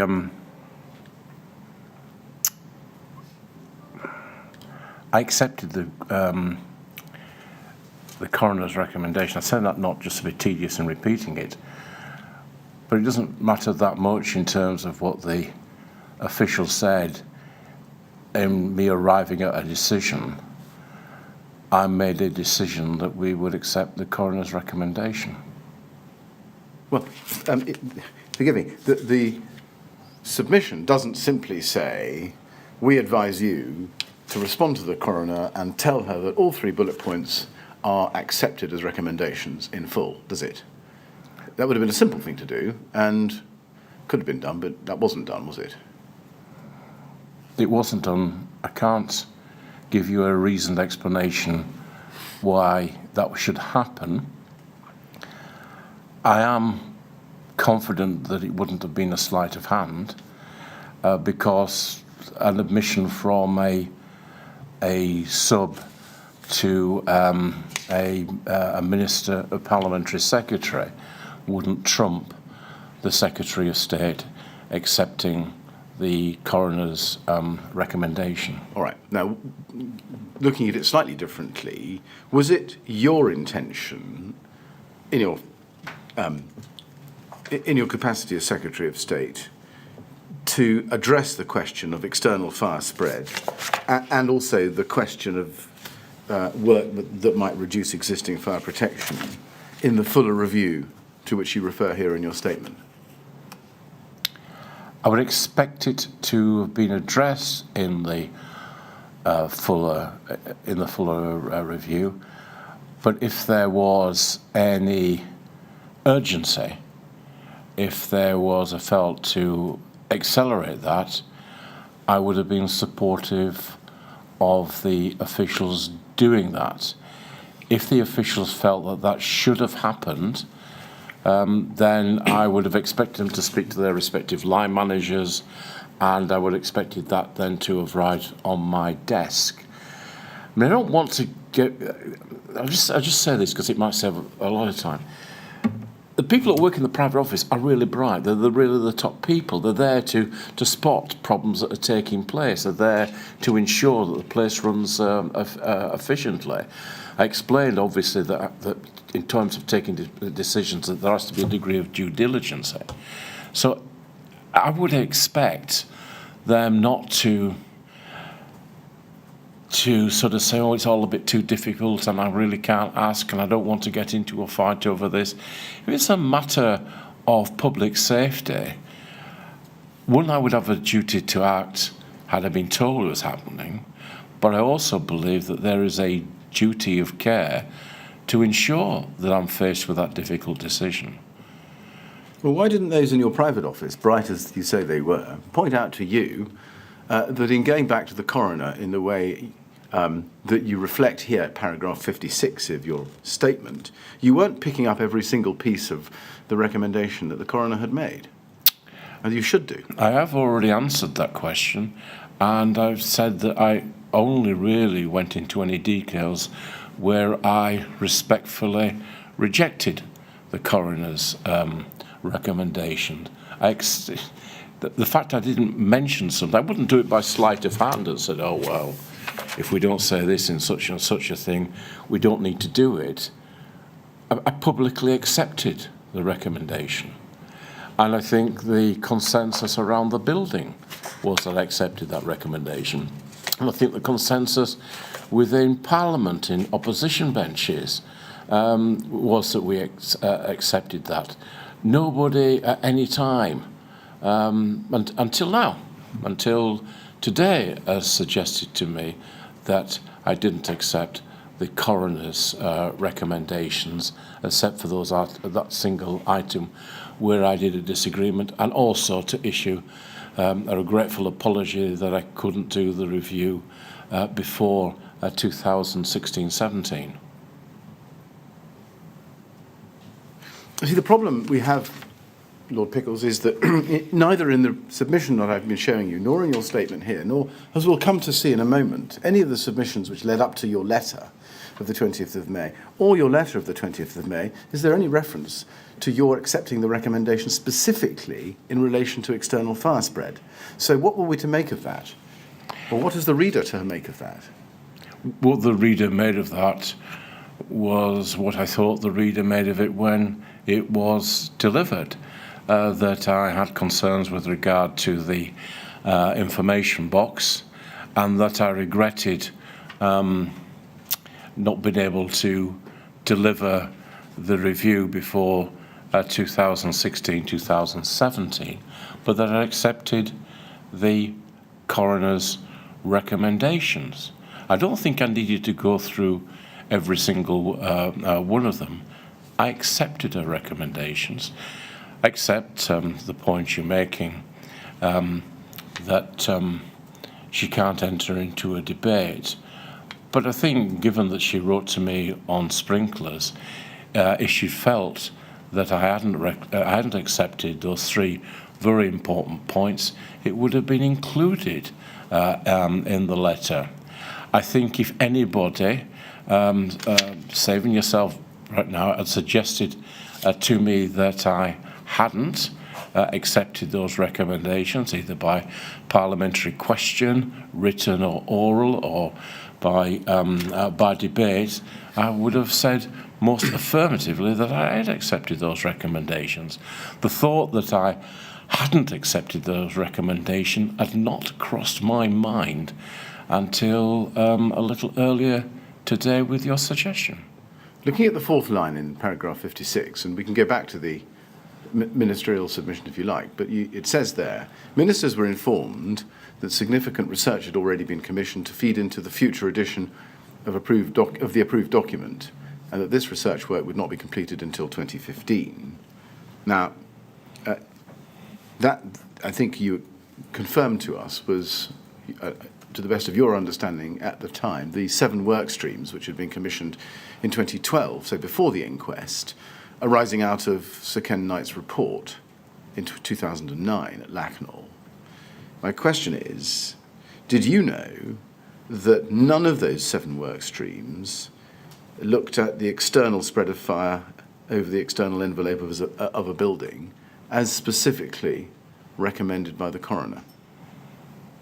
No, but the coroner recommended it, so it would seem reasonable that the department would work towards addressing that problem, because clearly it is an important problem. And the reason why I would expect the department to do that was because I'd accepted the coroner's recommendations. Well, did you think at the time, without questioning it, that the significant research already commissioned covered the entirety of the coroner's recommendations, specifically including the external spread of fire over the envelope of a tall building? No, because obviously we'd need to pick up things from what the coroner said. So did you think then that although the 7 work streams didn't cover external fire spread, they'd be amended and the research would be revised so as to be added to? But if that research did not relate to the external spread of fire, I can't see how they could be amended. But I would have anticipated other research to be commissioned. And that wouldn't require my consent to do that. It's an integral part of due diligence once the coroner's recommendations had been accepted. And as I hope I've made clear, they were accepted. Parliament thought they were accepted. There was no suggestion until I walked into this room today, in my mind, that I hadn't accepted them.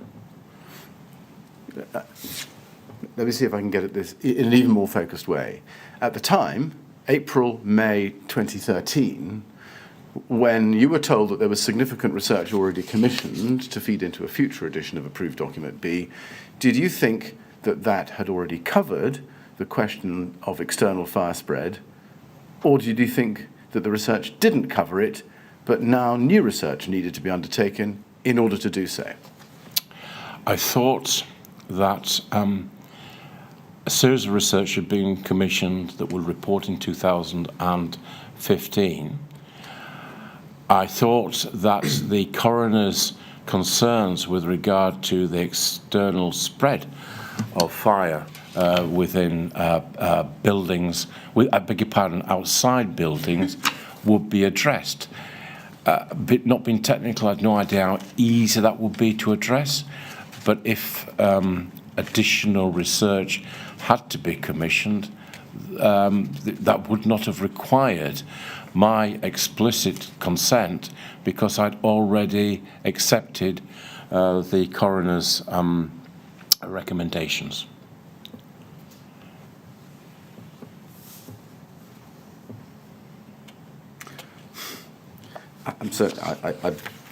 I need an answer to the question, and I'm not. And it may be my fault. I'm not really confident I'm getting it. Okay. Did you think you were told that there was this research which had already been commissioned? Did you think that covers external fire spread, or did you think it doesn't, and therefore we need to do it? I had no reason to suppose that it did include external fire spread. Right.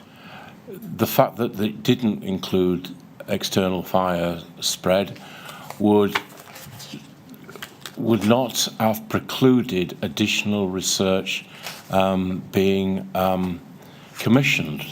Research was commissioned periodically. I mean, I haven't paid that much attention to what happened in the next administration, but because I listened to what you were, one of your sessions with Lord Warden, it's clear that research was commissioned by the administration in which I served. This kind of thing, I would expect those kind of things to happen because I'd accepted the coroner's recommendation. I mean, there has to be some degree of trust that officials will follow what the Secretary of State has agreed to. Now, going back to paragraph 56 of your statement, you say there, 6 lines down towards the right-hand side of the page, you say it was proposed that the approved document would then be revised and consulted upon in light of the outcome of these research projects, and that the department would expect that a revised approved document could be published during 2016 to 17. I recollect querying the timescale at a meeting with the Permanent Secretary and being informed that the research was substantial and that the issues were complex, which was why the revision date was projected. Ministers stated the intention was that it would be published in an easier-to-read style, albeit it would necessarily still contain technical material. Now, the PS at the time was Bob Kerslake, I think, wasn't it? Yeah, Permanent Secretary. Yes, PS, I said. Yes, permanent. Yeah, no, but forgive me, I'm being pedantic, but you'd never refer to the Permanent Secretary as a PS. Oh, I'm sorry. Permanent Secretary. Bob Kerslake, yes? Yeah. Yeah. Did you pose your question to him or to other officials at this meeting? To Bob, which other officials were present? I mean, as he put it, this was a team's view. Now, given that I'd seen the subs, and the subs coincided with what Bob was saying, and without getting sentimental, this was a man who I had absolute trust in, the finest civil servants I've ever worked with, and by which time we'd grown used to working with one another. I took it at face value because I did not believe that my permanent secretary would say something that wasn't, to the best of his belief, true. What led you to query the timetable? Because it seemed a long time. What did you understand was meant by 2016 to 17? That we would see something in 25-16. But of course, as you kind of understand on this kind of thing, there has to be consultations, there has to be revision, there has to be first draft. So I would anticipate it of starting to receive reports in terms of how it was going to go, certainly by the summer of 15, definitely by the autumn. But the fact that we'd received the research promptly, I would have thought substantial things could have continued, even if additional research that had been commissioned by the department wasn't available. Right. And even if it was an unpublished form, they could still move it forward. Now, some of the witnesses to the inquiry have told us that 2016 to 17 meant end of March 2017, in other words, the end of the 2016 to 17 financial year. Other witnesses have told us that to them it meant sometime between the 1st of January 2016 and the 31st of December 2017. What did it mean to you? It meant that we would do it as expeditiously in the financial year 16-17, but it wouldn't have been possible to deliver it in 16-17 even if it was very late in 17, unless you saw specific progress in 15. And I mean, I think we did explain. I had a tracker, and the tracker was purpose-built for this kind of thing. The consultation, first draft, issues to be considered, when we expect it to lay before Parliament, all that kind of thing. So, when you're dealing with a tracker, you read from right to left, and sort of the extreme end of the left would have appeared. Who told you at the meeting with the Permanent Secretary that the, quotes, issues were complex, as you put it? Permanent Secretary. If the Permanent Secretary is speaking to the Secretary of State, other officials do not tend to interrupt him. Did anybody? I don't mean that rudely in any way, but I mean, there is a hierarchy and you don't undermine your boss. So it was the Permanent Secretary? Oh, yes. Right. Absolutely, because I did ask the Permanent Secretary to check the letter, to make sure that we had fulfilled all the requirements of the coroner. This was my first coroner's letter. I wanted it to be done correctly. I didn't want things to fall through the cracks. Did he tell you what the complex issues were? No. Did you ask? He did in a kind of way, so it was kind of difficult to get things together. You had to move up and down the process. But it's not a lack of curiosity. I'm not technical. It's my job to kind of deliver things. If the man I trust absolutely says it can't be delivered until 2016, 2017, I'm not going to start insulting him by saying, well, let's just go over things. I'm not entirely convinced this is right. I pushed back really quite hard to say, what can we do? Can we do anything intermediate? But he said, in order it was complex, in order to do it properly, that we needed to take a little bit of time on. And given that these work streams weren't reporting to 2015, I didn't think the chief executive was being, I beg your pardon, the permanent secretary was being unreasonable. Did he or any other ministers or officials offer you any reasons for the 4-year time frame they were suggesting to you in making amendments to approved document B? Well, given that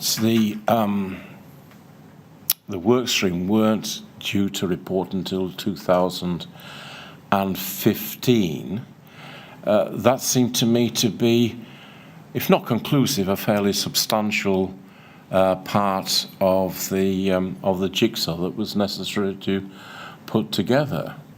But in my mind, I certainly wasn't thinking in the end of 2017, given that I'd made a commitment to the coroner.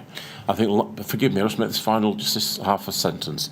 Life would have been extraordinarily difficult for a politician if it wasn't clear that that promise was going to be fulfilled. Now, you told us that you pushed back quite hard and asked whether you could do anything intermediate. Yeah. Did you ask him whether the coroner's recommendations could be met more quickly, put on a fast track, and leave the other matters, which were the subject of the research reports to be published in 2015, to the 2016-2017 track? Not in those words. Why not? Because I hadn't finished my sentence. Not in those words, but I did ask whether it would be possible to deal with document B in a partial way, and what he said was, no, I'm afraid it's actually quite complicated. Everything kind of interlinks together, and I think it will be extraordinarily difficult to do that, and might lead to more problems of uncertainty were we to do that. And I don't think that that's not unreasonable.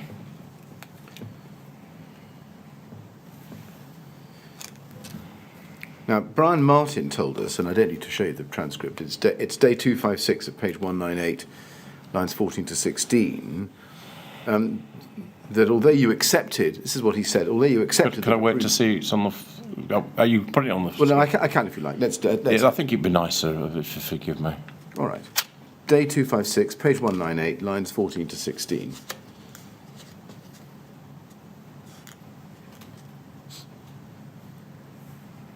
And starting at what number, sir? Well, now, we're looking at a document, and this is his answer in a slightly different context. But what I wanted to put to you was the point in the middle of the answer at line 12. Okay. I think the point we were trying to make was that we accepted that the approved document should be improved and had plans to do so. What the Secretary of State rejected, I guess, was that this needed to be done immediately. Now, is that right? No. No, I mean, this is grade 7. You can't guess my mind. Now, can Well, we go back? Mr. Millett, I think the witness might find it helpful to read in from line 8 Okay, thank you. to 17. Okay. Sorry, because I think you get a better context. Okay, thank you.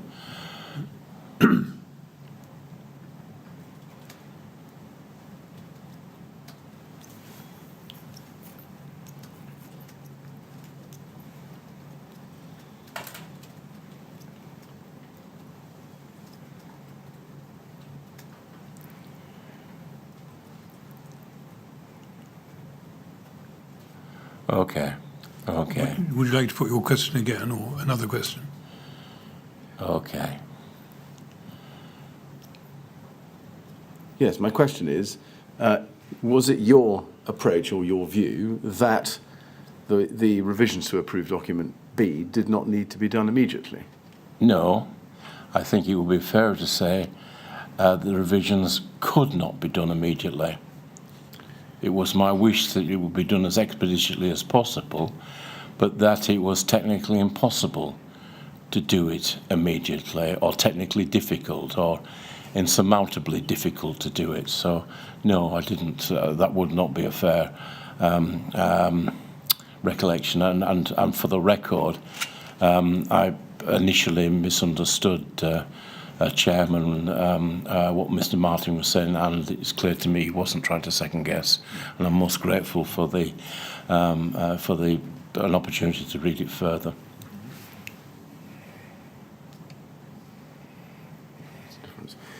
Let's go to your statement, please. Page 14, paragraph 48.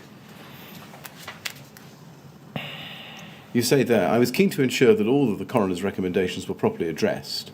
I'd been a councillor in Bradford at the time of the Bradford City Stadium fire and was acutely aware of the horrors of fire and the need to do everything possible to avert future tragedies. Given that, how was the timetable that you sent back to the coroner, which was a timetable which would finish in, let it be assumed, March 2017, for the sake of argument, consistent with working as fast as possible to avert future tragedies? I don't think it is inconsistent at all. As answer to my last question, if it had been possible to do, if it had been feasible to have done the revision quicker, I would have authorised it doing quicker. It was clear from the advice that I received from officials that it wasn't possible to do it quicker and to do a thorough job.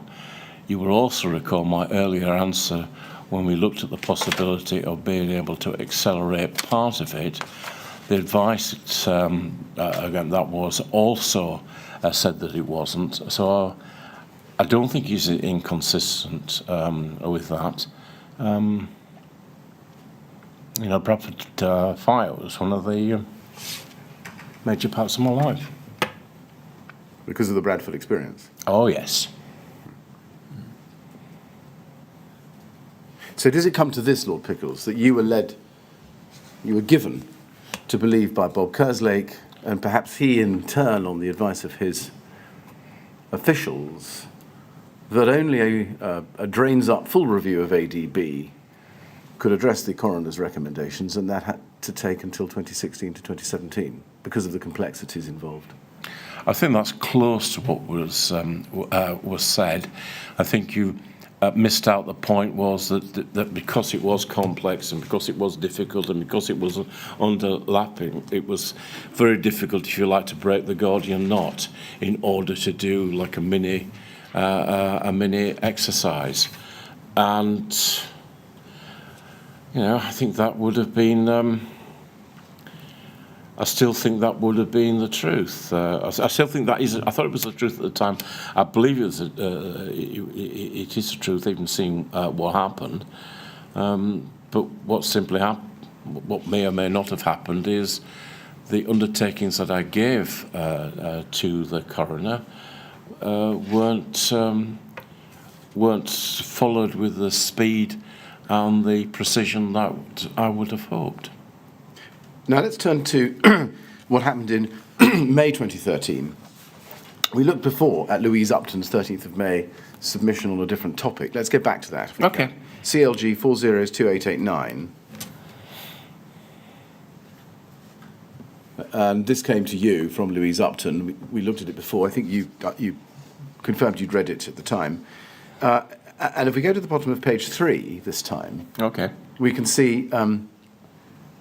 I'm sorry, can I get back to the foot of page 1 just to pick something up with you? Foot of page 1, you're given a set of recommendations on the on handling the recommendations, if you like. And if you see Annex F, Don Foster submission on building regulations issues, just note that there. Now, if we go to page 3, please, we can see in this document there's a heading, building regulations, yes? Yep. Paragraph 15, let's read it. It says, unfortunately, the expert witness appointed by the coroner to advise the inquest gave confused and conflicting evidence on building regulations, etc. And this, you'll see, it replicates what you'd seen earlier in the 11th of April submission to Don Foster, which was exhibited or annexed to this document. Turn the page to page 4, and just run your eye down paragraphs 16 and 17, or 16. Sorry, 16, okay. 16. And that replicates, as I think you'll agree, the 11th of April 2013 submission to Don Foster as well. Yes, Mr. Bennett. Indeed, I've referred to this a couple of times during the morning and I think once in the afternoon session. Indeed. Exactly. That's by way of background. And then look at 17. Together with me, it says this. After it says a full review of the approved document would require significant resources and have a disruptive effect on the construction industry. Now, those words were added by Brian Martin the week before this submission was sent to you. And they are added over and above what was said in the submission to Don Foster, paragraph 11 that we saw earlier. Did you notice that at the time, do you think? Yeah, I don't think, I'm not sure it had a material view. I don't think it had a material effect on my determination to accept the coroner's recommendation. Did you notice, as I said, did you notice the additional consideration, namely that a full review of approved document B would have a disruptive effect on the construction industry? Yes. I think that's probably true about any regulatory thing. In fact, just about anything that government does. I dare say the increase in national insurance will have a disruptive effect of the construction industry, and would, of course, one would regret it. But it has to be a balance, doesn't it, between safety and ensuring that the construction industry is as stable as content. That, if you recall, when we started, I talked about the binary, that I didn't accept there was a binary nature between deregulation and regulation. And these things are a fine balance, but I mean, safety's got to come first, hasn't it? Did you query what the disruptive effect would be on the construction industry? I don't think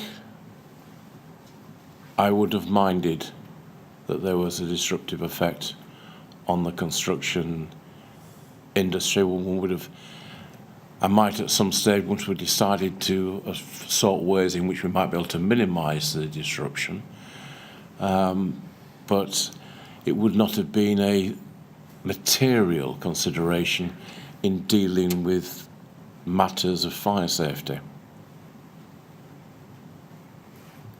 It's, as you can see, one of the two reasons why the advice goes on to say instead, that is, instead of a full review of the approved document, we propose to seek confirmation from Fencer and other scheme providers, etc., etc.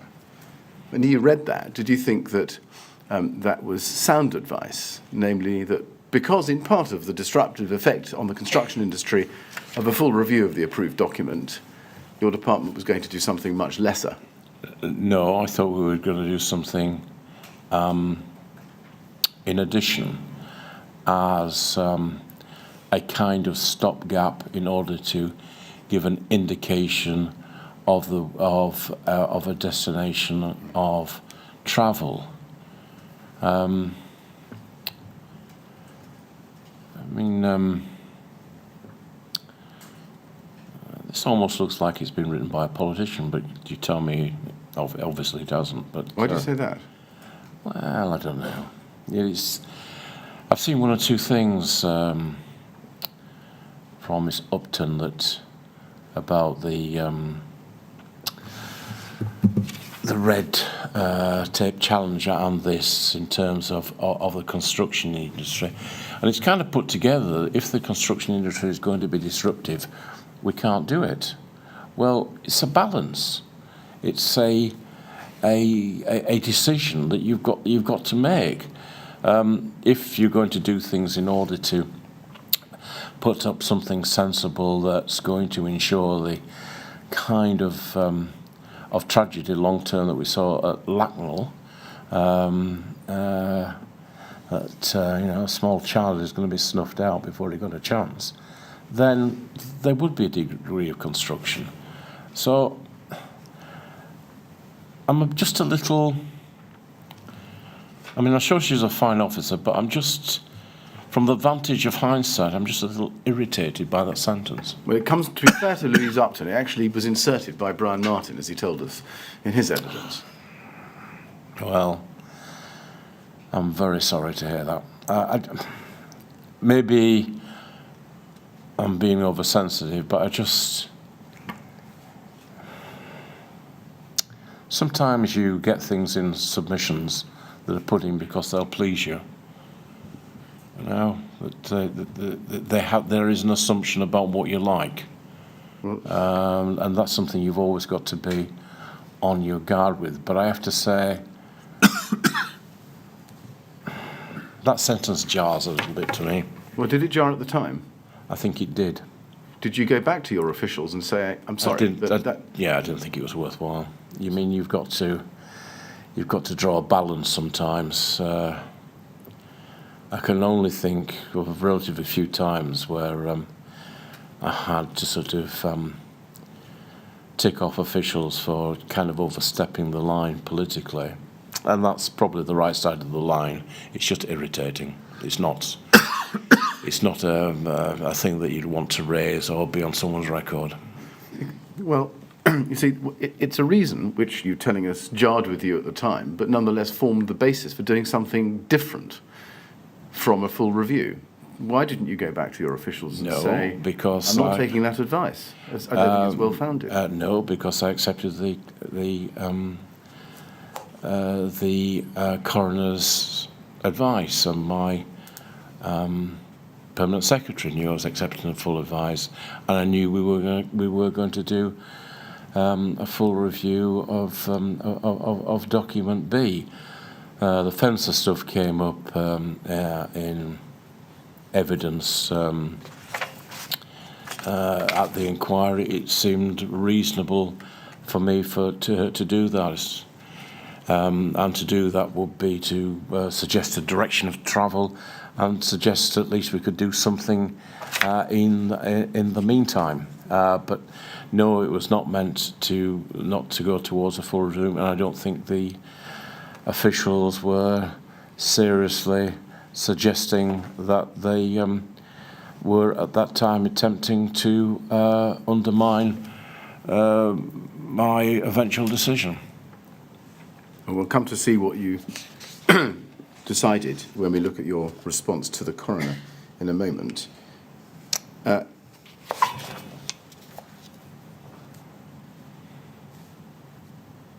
In reality, how much of the department's reluctance to launch a full review was based on these economic concerns?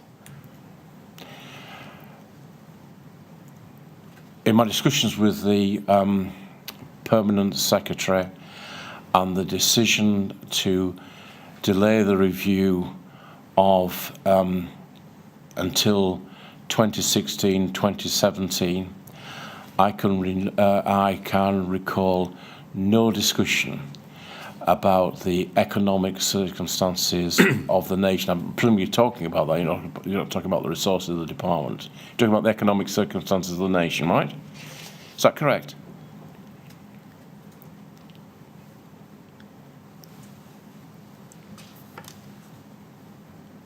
I think that is what you had in mind, isn't it? I'm trying to work out what the question I'm being asked to answer was, Mr. Well, Chairman. you were being asked to clarify your question. Yes. I was not expecting to answer the question. I was simply seeking clarification of what you were asking me.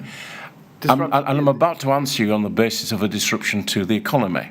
Well, I think, and particularly the construction. Construction industry. Yeah. Yes, it's Well, I can say, in my discussions with my key team, I want to be absolutely clear. The disruption to the construction industry and the economy was not discussed directly or indirectly, formally or informally. Right. Then in light of that, can we then look at what Mr. Martin told the inquiry? Of course. Day 257, page 139.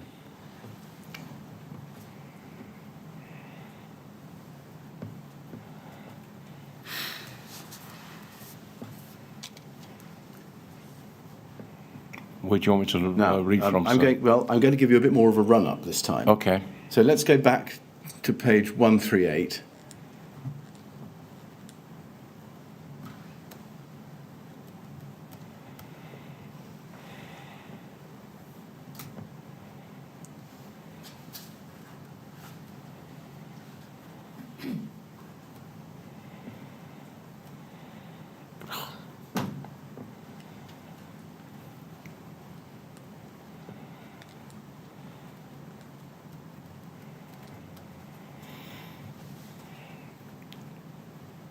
I'm sorry, Lord Pickles, in order to give you the full context, we have to go back a page.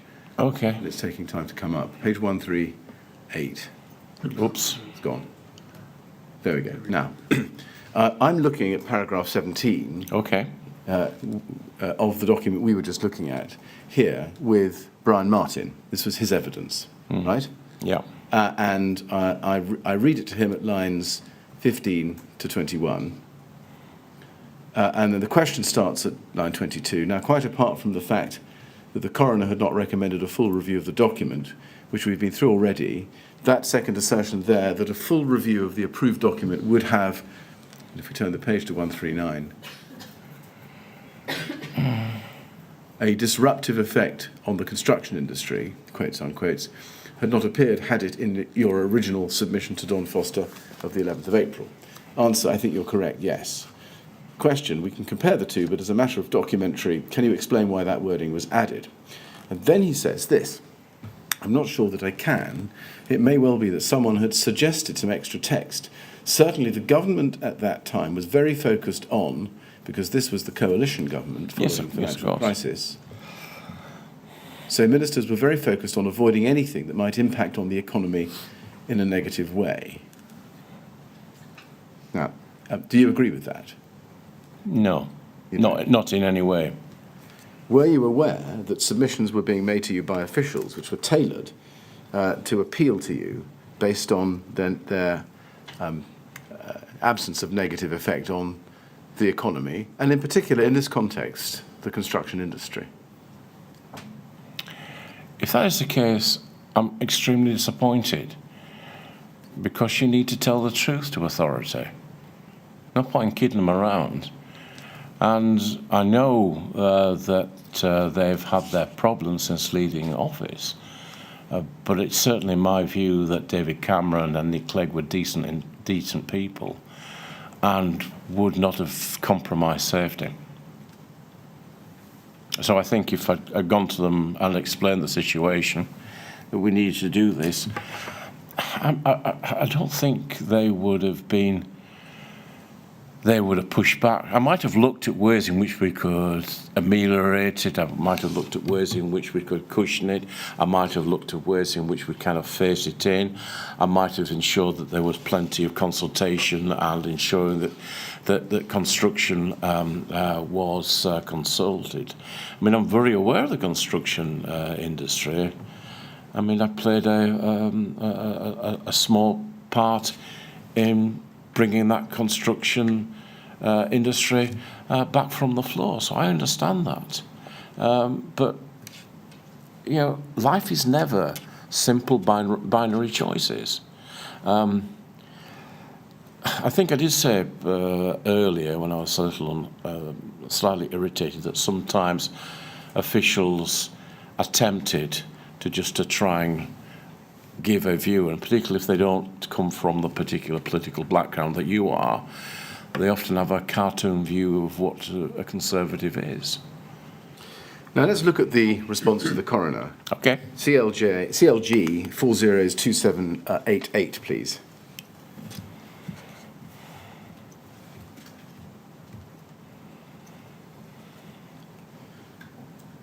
That's the first page of it. It's dated, or at least bears a date stamp of the 20th of May 2013. Yes.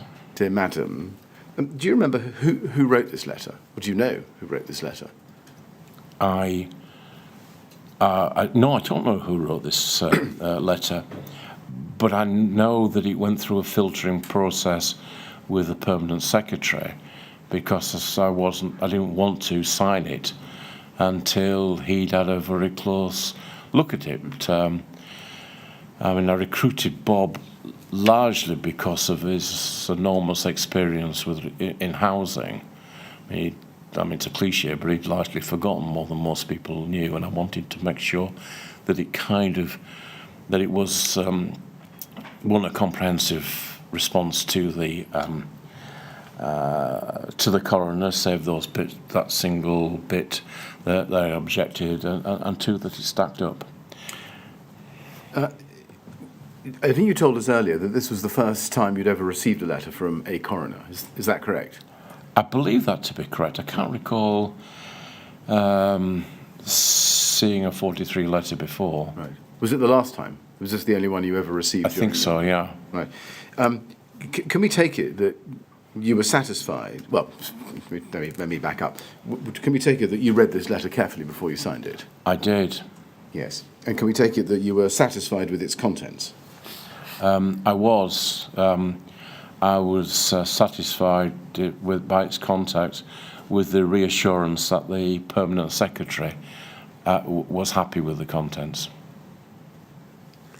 And were you satisfied that it sufficiently addressed the points that the coroner had made, the recommendations that she had made? I believe that I had responded to the coroner. I beg your pardon, the coroner. I believe that I accepted her recommendations.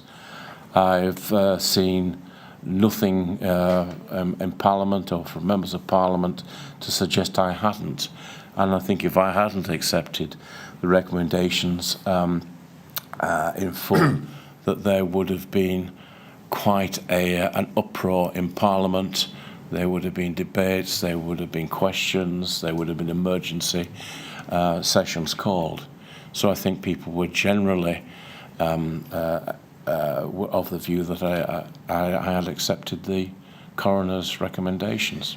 Now, there are, I think, only two paragraphs in this letter that deal with the building regulations and approved document B. Those appear on the bottom of page 2, if we go to that. That's right.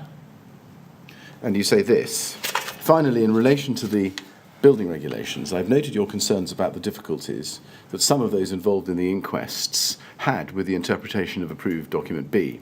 I can assure you that my department is committed to a programme of simplification. However, the design of fire protection in buildings is a complex subject and should remain to some extent in the realm of professionals. We've commissioned research which will feed into a future review of this part of the building regulations. We expect this work to form the basis of a formal review, leading to the publication of a new edition of the approved document in 2016 to 17. The revision would be drafted in accordance with a new style guide for approved documents, aimed at ensuring the guidance is capable of being more easily understood and that the need to cross-reference is reduced. Now, just pausing there, you say in your statement, and perhaps we should just have that up at the same time, if it's easy to do that or not if it's not, page 18, paragraph 60. Your statement, CLG 30194771, page 18. Paragraph 60, there you say, I responded to the coroner in a letter dated 20th of May 2013. I considered that the contents of the letter reflected the advice which I'd received from officials within the department. So can we take it that the paragraphs that that I've just read to you, you were clear at the time in your mind reflected the advice that you'd received from your officials? The advice that I wanted from my officials was actually quite a simple one with regard to this letter, which was, have I accepted the coroner's recommendations in full do I need to do anything else? Do I need to say anything else? Save, of course, where I rejected one of the recommendations, which, of course, was a kind of it was on balance. It was a decision on balance. I recognise that the inquiry's come to a different view, but I think I did it in a reasoned way, not a contrary way.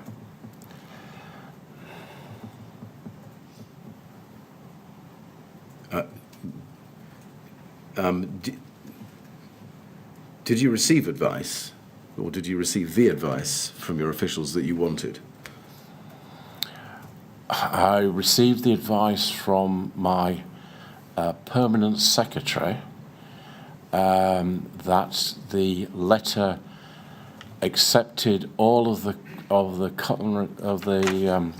coroner's recommendation, save that item at which I objected to, and whatever junior officials have put into subs, whatever junior officials may have said, whatever junior officials may have advised, the decision was to accept the coroner's recommendation.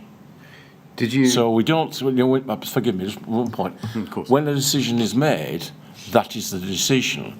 We don't then start to unpick decisions further down the line where people have said that might not be wholly consistent with that. It's not that kind of process. It is a decision, and a decision was made to accept the coroner's recommendation. And until I walked into this room today, I wasn't aware anybody felt that I hadn't accepted the coroner's recommendations in full. Did you make any changes to the letter, or a draft form of the letter, before you signed it? Yes. Which was that? It was a typo. It Right. was not significant. Right. Now, I think it's right, isn't it? The letter to the coroner, and let's go back to it. CLG 402788, page 2, was a blend, if we turn back to page 2, a blend of parts of the various submissions that you'd received from your officials in the April and the May of 2013, wasn't it? I don't find that surprising. No, but is that right? Well, I don't know. I don't think I had the. It wouldn't be normal for me to sort of do a process whereby I see that it's been cut and this has been cut and paste from this, and this has been cut and paste. I don't think I felt that the letter to the coroner was a wholly original piece of work. I accepted it would have attained language that was attained elsewhere. I hope that answers the question. When you say that you considered that the contents reflected the advice that you'd received from officials, how did you arrive at that opinion? I accepted the advice of the permanent secretary. I see. All my other officials are esteemed and worthy, and I respect them. And to tell you the truth, it was a pleasure to work with the department. But it was the advice of the of the permanent secretary that I accepted, someone I had complete trust in, and someone who I, to this day, believed honourably and gave me good advice. So, do I take it from that answer that you didn't study the text of the draft you were being asked to sign as against the ministerial submission of the 13th of May, the final one that had come from Louise Upton? I wouldn't have regarded that as being more important than the advice of my permanent secretary. Very well. Mr. Chairman, is that a convenient moment? Yes, I think it is. Thank you very much. Before we close for the evening, can you give us all a little bit of an idea of progress or likely progress tomorrow? Yes, I think we'll run up to the late morning, probably beyond the morning break. Right. Thank you. Well, Lord Pickles, I'm sorry that we haven't managed to finish your evidence today, so I'm going to have to ask you to come back to give us some more evidence tomorrow. But the reason I sounded out Mr. Millett is, I think we can say with quite a high degree of certainty that we'll get you away before lunchtime tomorrow. Well, that's extremely kind, but I have to say the staff behind the scene have been extremely obliging and very helpful, and you know, I've been well looked after. But Well, thank you for your courtesy. I'm pleased to hear that, and I'm sorry we perhaps kept you longer than you were expecting to be. No, it's perfectly okay. Mr. Chairman, Important issue. there is one matter I just want to raise through you with the witness. Yes, If I may, all right. before he rises, or we all rise for the evening. And that's this. Lord Pickles, you've mentioned a number of times during the course of your evidence this morning of seeing a document which, to the best of your recollection, made it clear that the building regulations and approved document B and the fire safety Do you aspects want me to try and of the find it? regulations were exempted. Yes, please. Okay, I'll do my best. Now, what I'm going to ask you to do is by way of exception to the PERDA rule, whether the witness could give instructions to the Government Legal Department who are here in the room so that they can find the document, because Yes. our researchers have found nothing. Failed to do so, yes. Okay, I will do that. Right, well, Very much. thank you for raising that, Mr. Millett. Well, I was about to ask you, Lord Pickles, not to talk to anyone, including your lawyers, about your evidence while we have this break in your evidence, but you do have permission to speak to them to help them identify the document which you obviously have in mind. Thank you. But only that, and otherwise, please don't talk to anyone about your evidence when you're out of the room. That's very kind. Thank you Right. very much indeed. Thank you very much, and we'll resume at 10 o'clock tomorrow morning, please. Thank you. Thank you.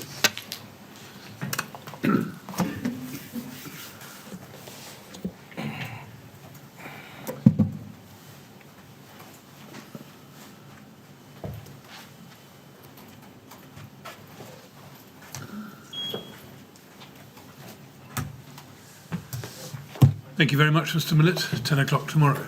Thank you.